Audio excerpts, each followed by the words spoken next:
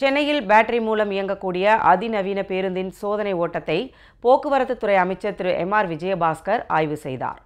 சென்னை நகரில் சுற்றுச்சூழலுக்கு பாதிப்பு ஏற்படுத்தாத வகையில் பேட்டரியால் இயங்கக்கூடிய மின்சார பேருந்தை அறிமுகப்படுத்த அரசு திட்டமிட்டுள்ளது.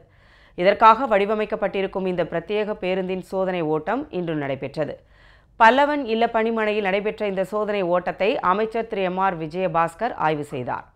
பேருந்தில் அவர் பயணம் செய்தபடி இந்த ஆய்வை மேற்கொண்டார்.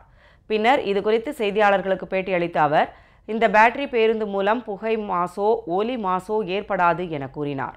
மேலும் GPS கருவி உள்ளிட்ட அதிநவீன வசதிகளை கொண்டது எனவும் தெரிவித்தார். புதியதாக எலக்ட்ரிக் பஸ் சோதனை ஓட்டம் நம்முடைய போக்குவரத்து துறையினுடைய முதன்மைச் செயலர் அவர்களும் மாநகர போக்குவரத்து கழகத்தினுடைய மேலாண்மை இயக்குனர் மற்றும் அசோக் லைலண்டினுடைய அதிகாரிகளோடு இன்று இந்த சோதனை ஓட்டம் மிக சிறப்பாக இருந்தது. சென்னையில் புதியதாக போக்குவரத்தை நவீனப்படுத்த வேண்டும், பொதுமக்களுக்கு சுகமான பேருந்து வசதியை ஏற்படுத்தி கொடுக்க வேண்டும் என்ற ஒரு நோக்கத்தோடு அந்த எலக்ட்ரிக் பஸ் அறிமுகம் செய்கின்ற நிகழ்ச்சி இன்று ஆரம்ப கட்டமாக சோதனை ஓட்டம் நடைபெற்றது.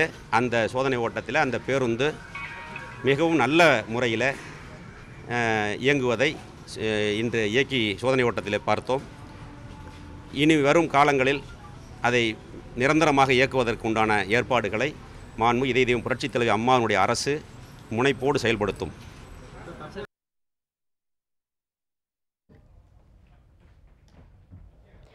அரசு போக்குவரத்து கழகங்களில் இயக்கப்படும் பழைய பேருந்துகள் படிப்படியாக மாற்றப்படும் என்றும், இதற்காக 2000 புதிய பேருந்துகளுக்கு ஒப்பந்தம் போடப்பட்டுள்ளது என்றும் அமைச்சர் தெரிவித்தார்.